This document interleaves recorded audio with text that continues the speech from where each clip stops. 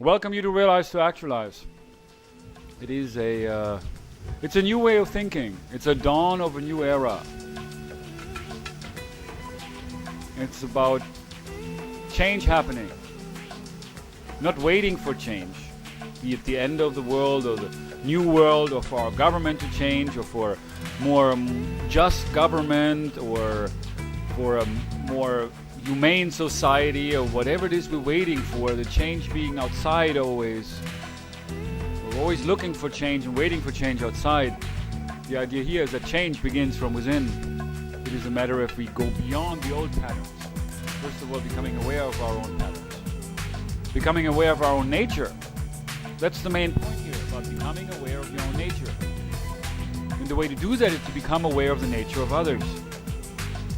And to not just go by superficial impressions, which is basically just a projection of our own nature onto the nature of another person. Meaning that we want other people to be the way we are. Perception is reality. But as we all perceive differently, there is no surprise that we are disconnected from one another. That my understanding of truth is different from your understanding of truth. My awareness is different from your awareness. My knowledge is different from your knowledge. But because of that, what is really important here, and I wanted to remind you, the viewer, of that again, is that we're here to learn from each other. But the new consciousness is about exchanging awareness, exchanging knowledge, for the sake of getting to know the other person. And the only way we can do that is we need to move beyond the previous patterns, which are about, I am okay, I'm happy in a relationship as long as things go my way. As soon as something happens out of the ordinary, when we get rubbed the wrong way, we start arguing with another person. We're being critical. Feelings get hurt. People get irritated.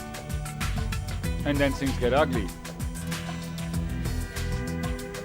Again, this is all old consciousness thinking and being. The new consciousness is about the basic idea, the very simple idea I'm presenting in these videos, and I'm presenting with Realize to Actualize, is that we're here to learn. That everything that happens is an indication. Everything another person says or does, doesn't matter if you like it or approve of it, it's just an indication of this is who they are. This is how they think. This is part of their reality, their knowledge, their truth, their nature, which is different from your nature, different from my nature, different from everyone's nature, but yet we're all connected through this, the nature, which connects all of us, the essence of which is love.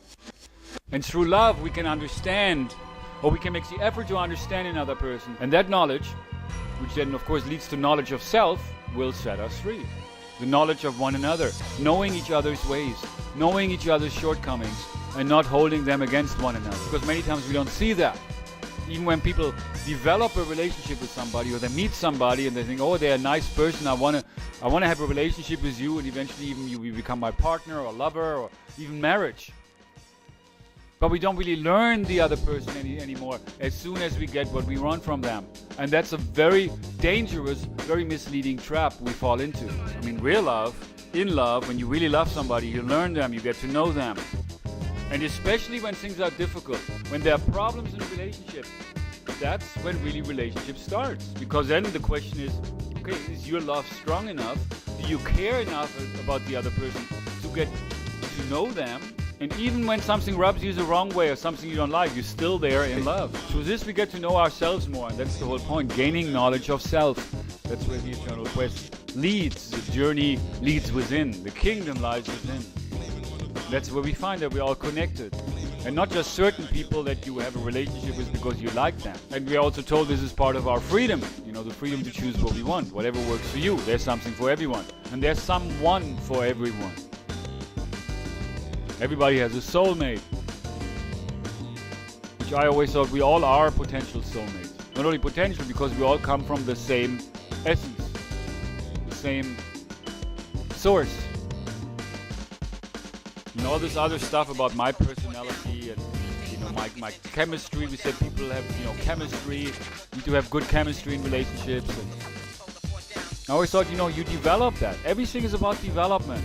It's a very important point about evolution, which is about development in action. It's change in action. Everything changes all the time. But it's not just change or no change. It's about how change. Change how. And it is about people changing with each other, to be changed, being changed in a relationship. As you really connect with another person, as you get to know them, it changes you. You learn them. Through this you learn yourself. You learn about yourself, you get to know yourself as you get to know the other person. And the key there is to become open to all, not just like a certain group of people because they are likable to you, a certain mentality that is likable to you, which usually is like the way we are, that's what we look for in others. But if that's the case, there's no growth really happening, there's no learning really happening. All we want to do is want to hang out because we basically are programmed to go through the motions of life and busy and work and routine and stress, and then the weekend, and then we just relax and go to parties and have a good time. And of course, then we only want to be around people who rub us the right way. We don't want to deal with something that might challenge us or stretch our minds, stretch our comfort zone. But that's exactly where it's at.